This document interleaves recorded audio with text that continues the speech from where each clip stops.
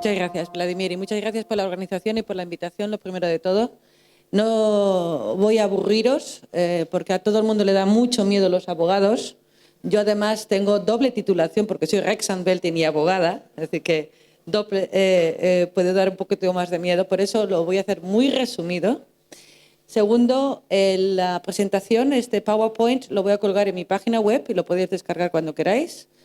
Carmen me ha asegurado que el mismo lunes lo tenemos, ¿verdad?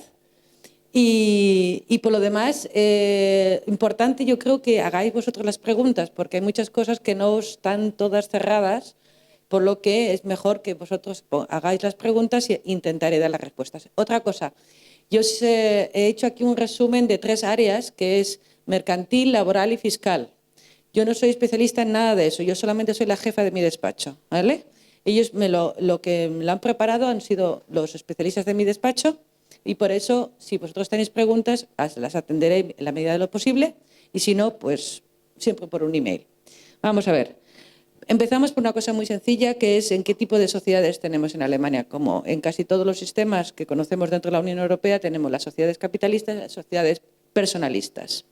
En realidad, las sociedades personalistas lo voy a ver al final, que son la sociedad civil, la sociedad colectiva, la comanditaria, que en realidad la colectiva es más como una comanditaria en España y la que aquí llamamos comanditaria es una sociedad mixta entre la sociedad limitada y la sociedad comanditaria.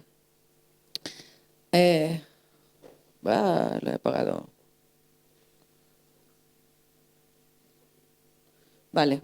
Aquí, como veis, no se puede ver todo bien de lo que me quiero concentrar es en la sociedad limitada. Porque la sociedad limitada, como forma jurídica, nació en Alemania, concretamente en el norte de Alemania. Además, lo tenemos en un libro maravilloso de Thomas Mann, la familia Brudenbruck, lo podéis ver ahí. Es una sociedad que igual que en España, lo que tiene son los socios limitados, tiene unos estatutos sociales, tiene una sociedad, un contrato de sociedad, tiene obligación de ser registrada en el registro mercantil y tiene obligación también de presentar sus liquidaciones. Alemania, una particularidad, el capital mínimo son 25.000 euros.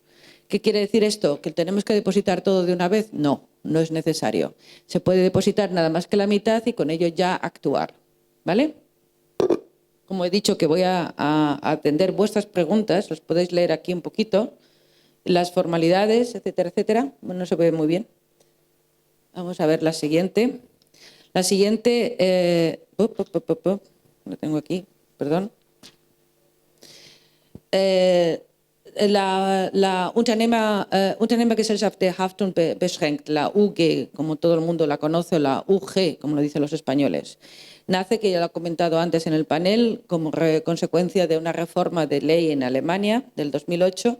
¿Y qué es lo que nos atrae? Que quiere acercarse un poco a la Limited inglesa y nos trae la posibilidad de establecer una GmbH, una sociedad, pero con una forma de uno solo, con un euro.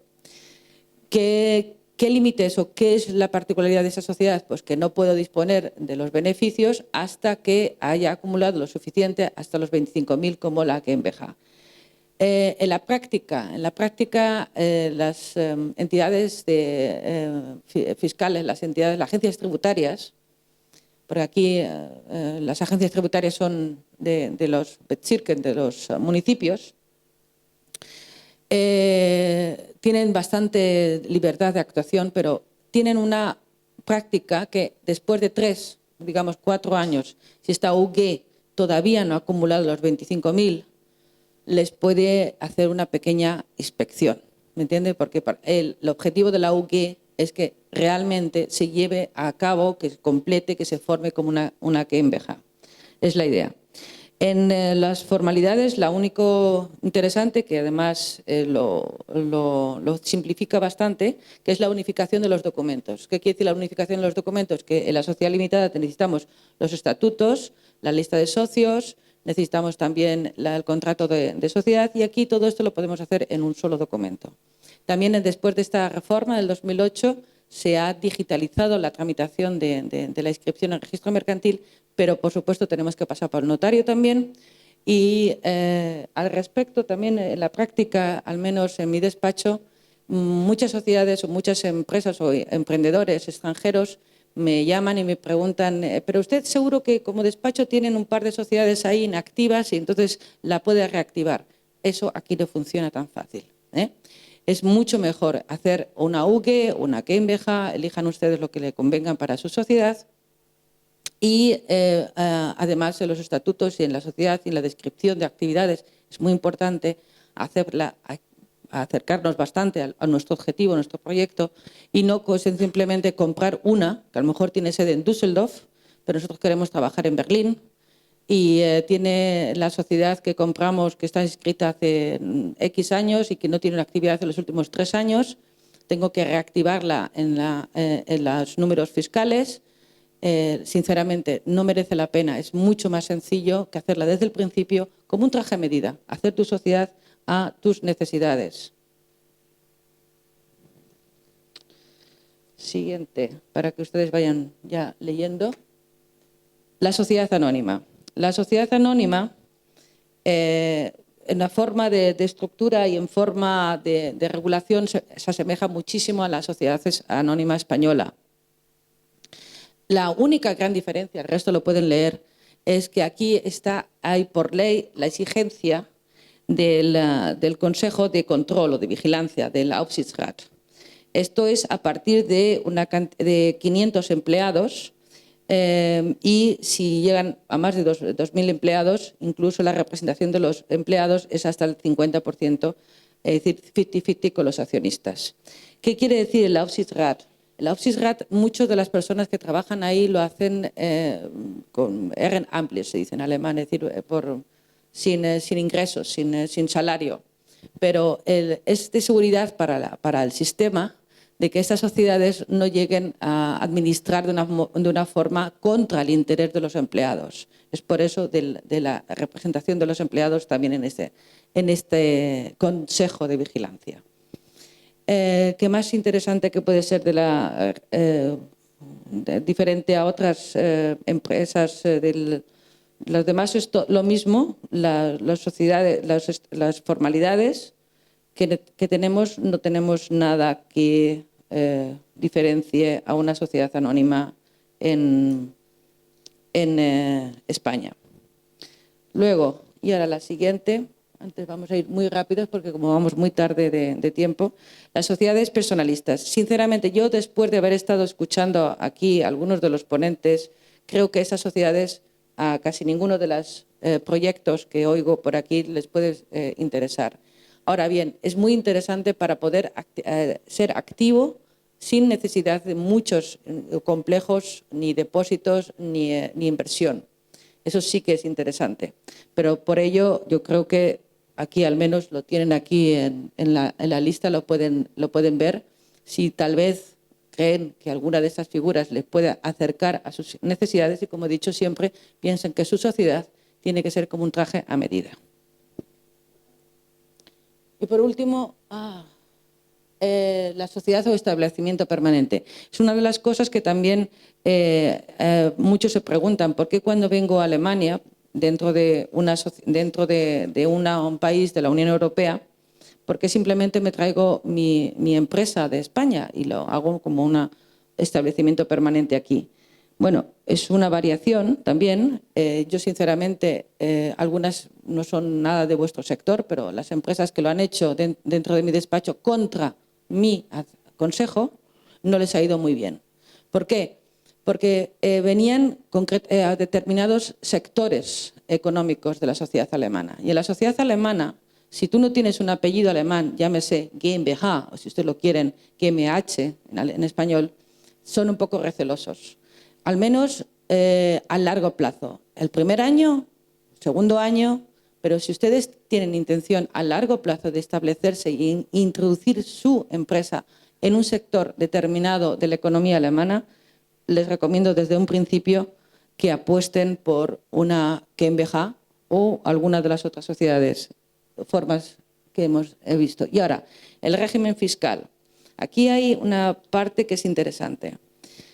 Las tres grandes tipos de impuestos, el impuesto de sociedades, de la renta y el impuesto de actividad económica, todos son iguales en toda la República Federal. Eso es menos el último, que tiene una pequeña variación. A diferencia de países como España, que se pueden hacer los forum shopping, que me voy a esta comunidad o a aquella comunidad porque el sistema fiscal es mejor o es más atractivo. La única diferencia que tenemos aquí es el que Gewerbesteuer, el impuesto de actividad económica, que se le exige que sea de un mínimo del 7%, pero que hay de ciudad a ciudad o de municipio a municipio, puede variar, obviamente para tener más atractivos del establecimiento de sociedades. Luego, una cosa que aquí no tengo puesto, pero hay una carga muy importante impositiva en los contratos, es decir, a los empleados. Lo ha mencionado brevemente uno de los panelistas. Y efectivamente es así, de que en Alemania, cuando contratas a una persona, la carga fiscal que soporta la empresa es bastante alta, más que en España. De tal manera que siempre, como empresarios, tenemos que tener en cuenta de que si queremos contratar y tenerlo en nómina, tenemos que considerar no el bruto anual o mensual que se le va a pagar a este empleado, sino el bruto de empresa, que siempre hay que añadir una cantidad. De memoria les puedo dar un ejemplo, por ejemplo, y la manera como aumenta. Es que no me lo sé anual, me lo sé mensual. Para que vean, por ejemplo, un bruto de 1.000 euros al mes es un neto para el empleado de unos 700 aproximadamente, mientras que para la empresa pueden ser unos 1.500 de gasto. Un bruto del empleado de 2.000 al mes es neto unos 1.400, si mal no recuerdo, 1.300 o 1.400. 1.400 creo que es. Para la empresa son algo más de 2.500 de bruto. Bien, si subimos a 3.000 al mes bruto empleado, recibe un neto de 2.000 poco, 2.100, 2.200 no más, pero para la empresa son casi 4.000 de bruto.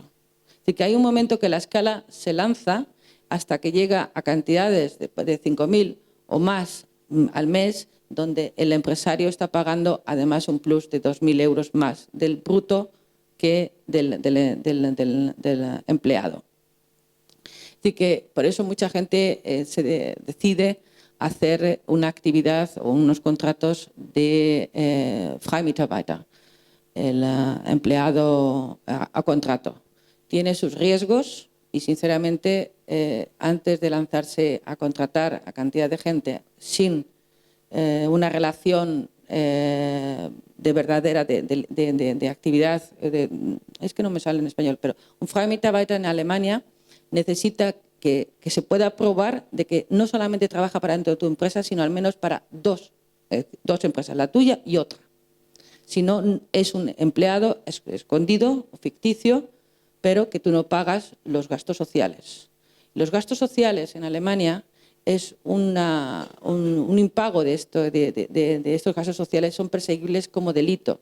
No así, por ejemplo, el IVA, porque se le considera que el IVA es un impuesto indirecto, no es un impuesto, es decir, que tú lo haces de transmisión, mientras que los gastos sociales sí puede convertirse en delito. Por eso nunca recomiendo que hagan este contrato de Freimitarbeiter, a no ser que efectivamente el empleado tenga otra empresa a la que también facture en forma de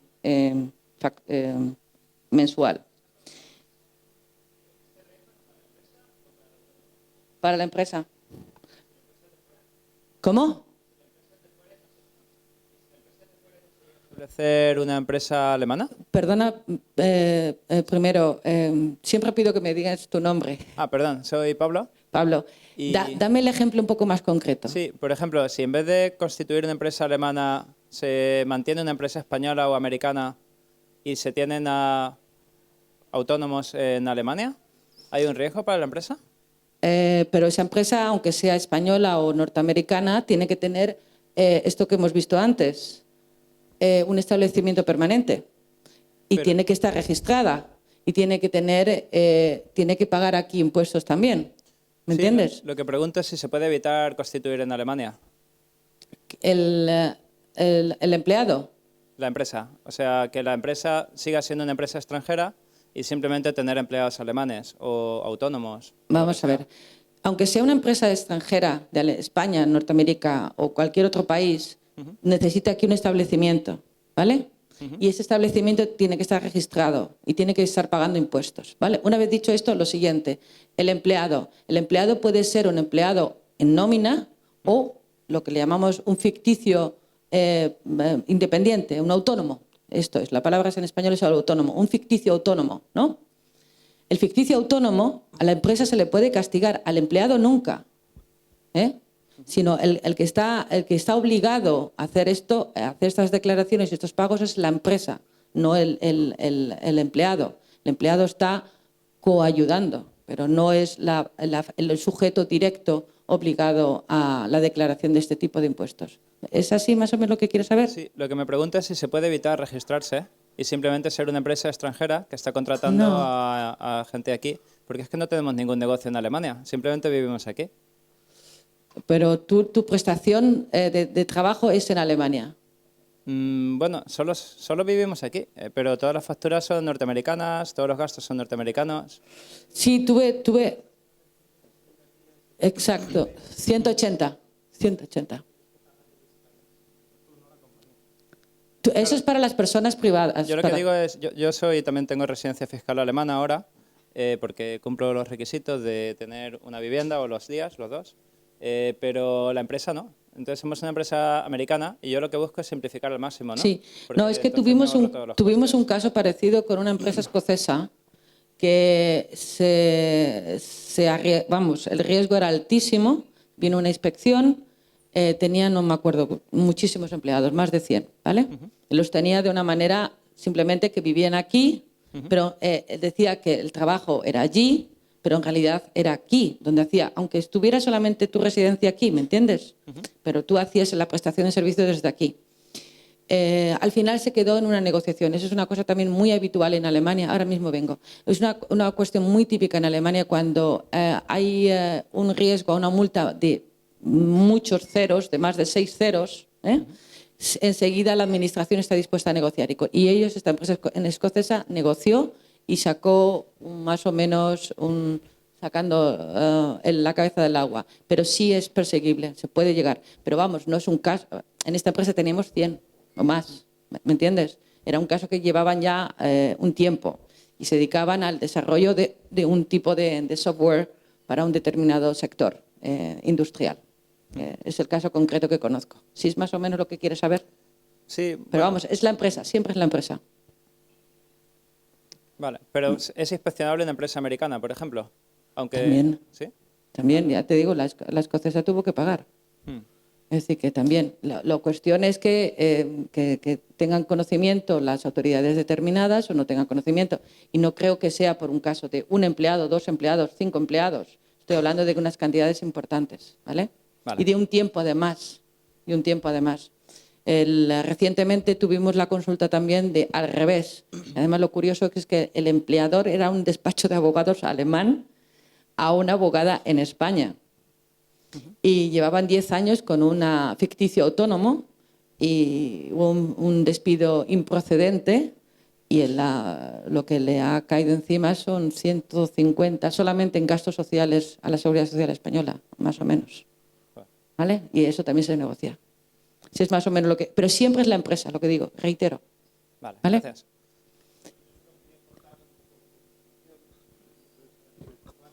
Sí.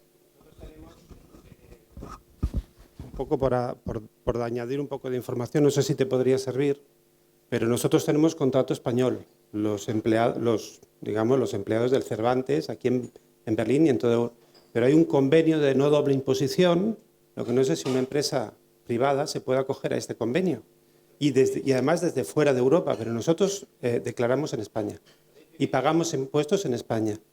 Claro, nosotros vivimos en Alemania. Sí, si me permitís, es una situación muy, muy especial, Claro, porque es una institución española Pero hay un acuerdo entre los dos países de no doble imposición y Sí, hay que también. consultar si en este caso existe ese acuerdo, porque el acuerdo no sé si es aplicable también a la empresa privada. No. Es que primero, esto es del doble acuerdo de imposiciones a las personas privadas. No tiene que afectar a la empresa. Y segundo, el Instituto Cervantes es una institución per se, un ente público en última instancia. Tenía yo por aquí una mano.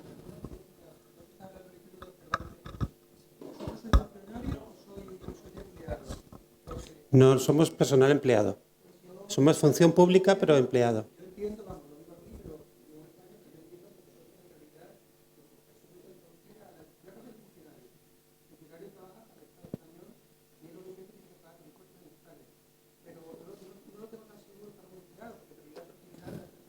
Sí, pero justamente por eso hay un convenio de no doble imposición.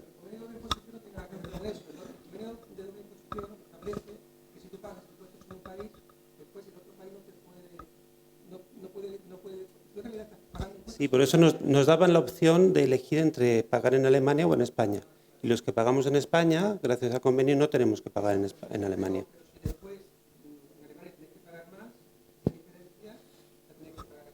No, pagamos solo en España.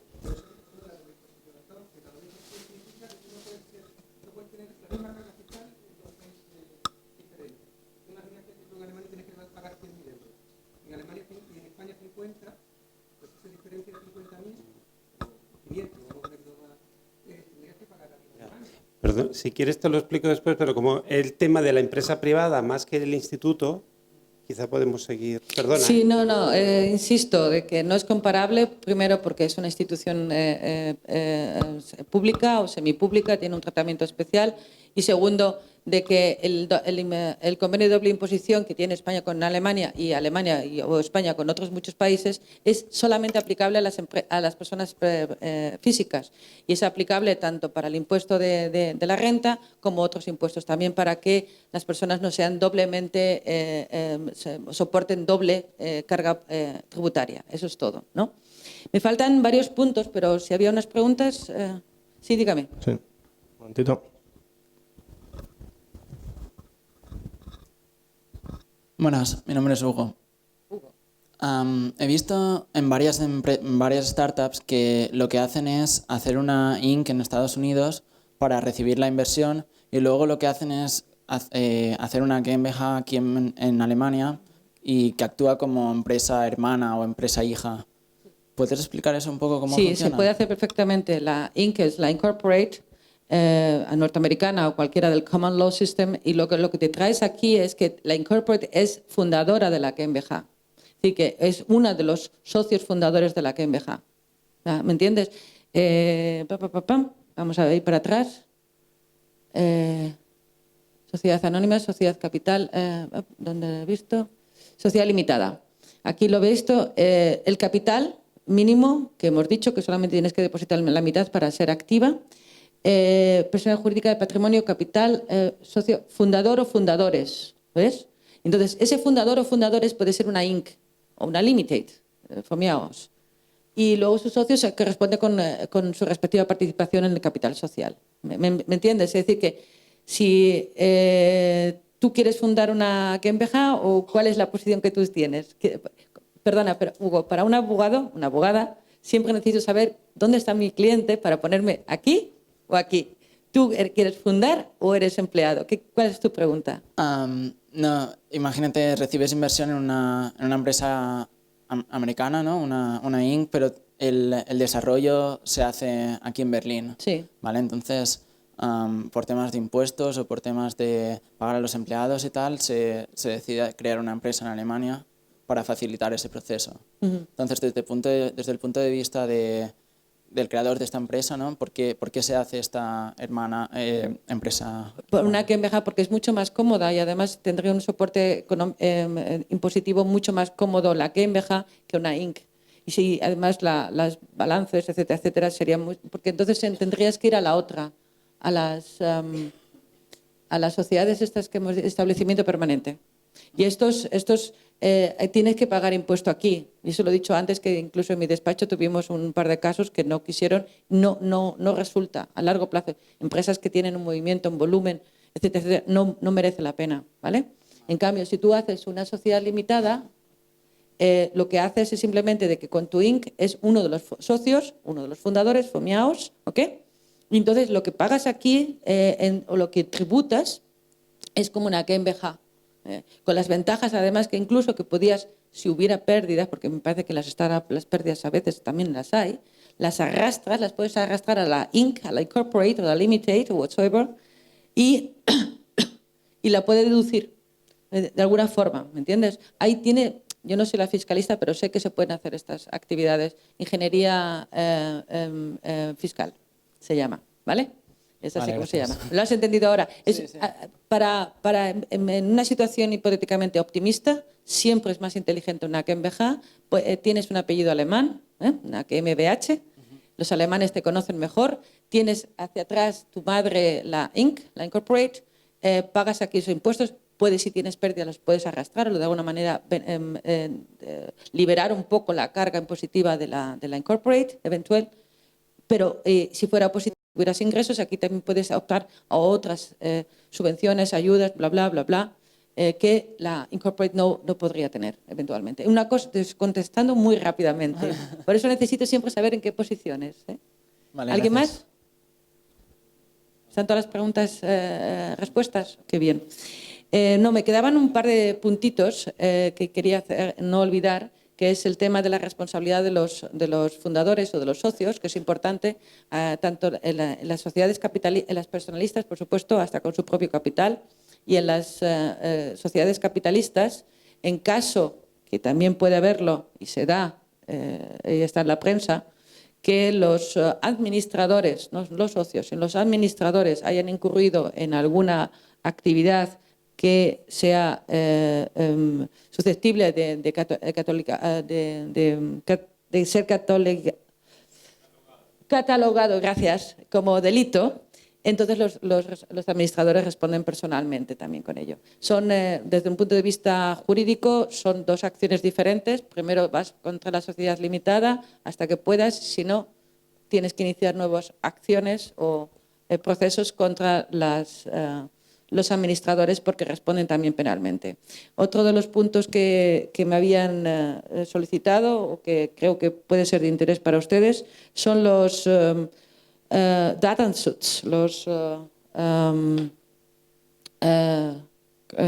Datenschutz en castellano, la protección de los datos. Estos son uno de los puntos que además, y bueno, el uso y el de copias o de fotos o de otras actividades en la net, en la red. Aquí en Alemania hay unas acciones muy rápidas que funcionan bastante bien, sobre todo para la persona que lo quiere proteger. Son las cautelarísimas. Sorprendentemente me ha pasado en 24 horas en haber denunciado un daño a un autor o alguna otra actividad. En 24 horas tengo reunión de los jueces, normalmente son 2 o 3, normalmente son 3, se reúnen para este asunto y en 24 horas tengo una resolución. Es decir, que es bastante rápido. Esto es aquí en Alemania desde hace ya algún tiempo.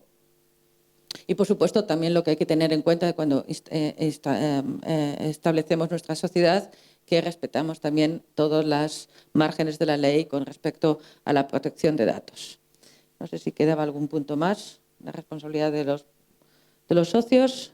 Despidos, periodos de pruebas, indemnizaciones. Esto es derecho laboral. Y esto realmente en Alemania el derecho laboral, aunque hay muchísima regulación, no hay, para los que sean españoles aquí, los latinos es diferente, lo conozco que en Latinoamérica es diferente, pero en España tenemos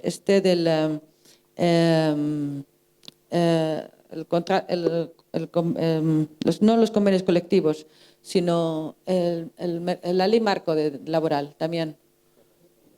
Estatuto de los Trabajadores, gracias. No existe en Alemania.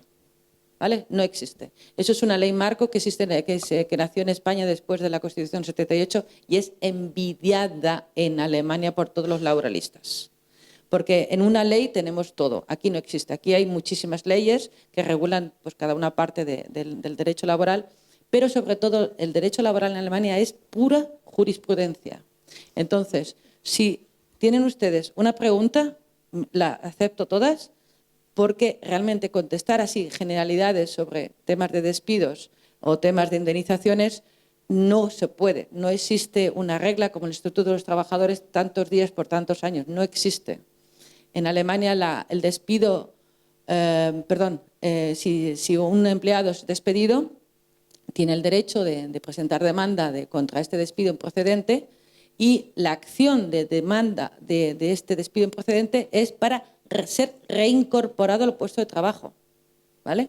Eso no quita que en la primera vista, que es la vista de conciliación, que la tienen aquí todas las instancias en Alemania, también en civil, el juez lo que quiere es que las partes lleguen a un acuerdo. Bueno, pues tú quieres tanto, bueno, y el otro tanto, bueno, 10, 5, 5, 4, venga, pues aquí tanto, en la mitad, ¿no? Intentan, porque la economía procesal en Alemania juega un importantísimo rol, y si una demanda está un poco floja y se pide 10 y la otra parte dice, yo doy 5, el juez va a decir, coja los 5 porque la demanda está mal hecha y no te lo voy a dar, ¿vale?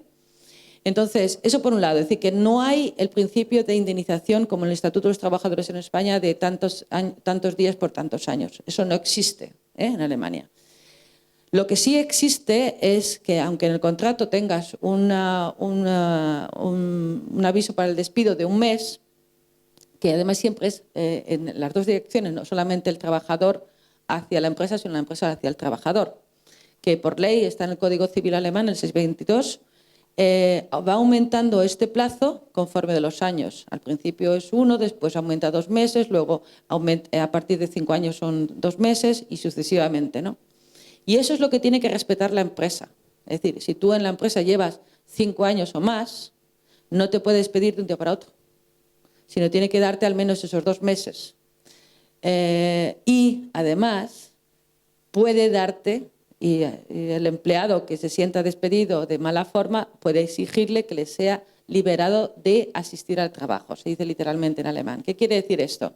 Que de una manera indirecta estás recibiendo una indemnización de 2 meses. No sé si me he explicado bien. Creo que lo hemos entendido, ¿no? Entonces, pero no existe, insisto y reitero, el concepto de indemnización como hay en España. Las demandas por despido es para ser reincorporado, que no quita y no excluye de que llegues a un acuerdo económico por economía procesal. Si has hecho bien la demanda, pues puede ser incluso que obtengas el máximo. Periodos de prueba, eso sí que está también por la jurisprudencia, pero está bastante bien regulado. Los periodos de prueba de los contratos se debe de considerar o tener en cuenta qué tipo de formación tiene el empleado. Es decir, hay unos márgenes que son la formación profesional y luego la académica, ¿no? Entonces, si eres académica universitario, el periodo de prueba puede ser hasta un máximo de 6 meses. Máximo. Así que alguien que te dé un contrato de un año de periodo de prueba dice, no, guapo, eso aquí no. Luego, una vez dicho esto, luego los contratos a tiempo determinado. En Alemania pueden ser hasta un máximo de 2 años y entre esos 2 años un máximo de 3 contratos. Me explico. Lo que dice la legislación alemana al respecto es que una empresa puede contratar a un empleado a un tiempo determinado a un máximo de 2 años. Y esos 2 años, esos periodos de 24 meses puede estar partido como una torta, como una naranja, en 3 contratos máximo, ¿vale? De cualquier forma, la suma es al final 24 meses. Y no se puede renovar, porque si hubiera un error por parte del empresario y se equivocase por un día, se convierte en contrato indefinido. ¿Vale? Una cosa. Y luego la otra es, hay otro tipo de contratos a periodos determinados que sí se pueden alargar siempre y cuando esos contratos sean para una actividad determinada por un motivo específico de la empresa. Llámese reemplazo, sustitución de periodos largos de baja, llámese periodo de lactancias o de Elternzeit que existe en Alemania, o una persona, un profesional que ha tenido un accidente grave y pues está 6 meses de baja. Puedes contratar a una persona para esos 6 meses. Hoy sí se puede alargar, siempre para eso. O para un proyecto, que también vosotros conocéis los workshops. ¿Estoy pasando de tiempo? No, vale. No, dame el tiempo. Yo no llevo el teléfono. Yo pasaba por aquí. Yo pasabas por aquí. Vale, tú tienes una pregunta. Susan Fason, resumiendo, es que siempre hay que respetar esos 2 años. Un día que te pase el empresario se convierte en contrato indefinido y luego puede haber más contratos siempre y cuando estén basados, y en el contrato tiene que estar indicado específicamente por qué hago un nuevo contrato, porque está supeditado a un proyecto que tiene con un determinado budget. También se puede hacer. Pero básicamente yo creo que eso es lo más elemental y esencial que puede interesar. ¿Alguna pregunta antes? Yo creo que nos has explicado de manera clara todo esto y que ahora te abordarán muchos en el networking. Muchas gracias por acercarnos esto de una manera entendible.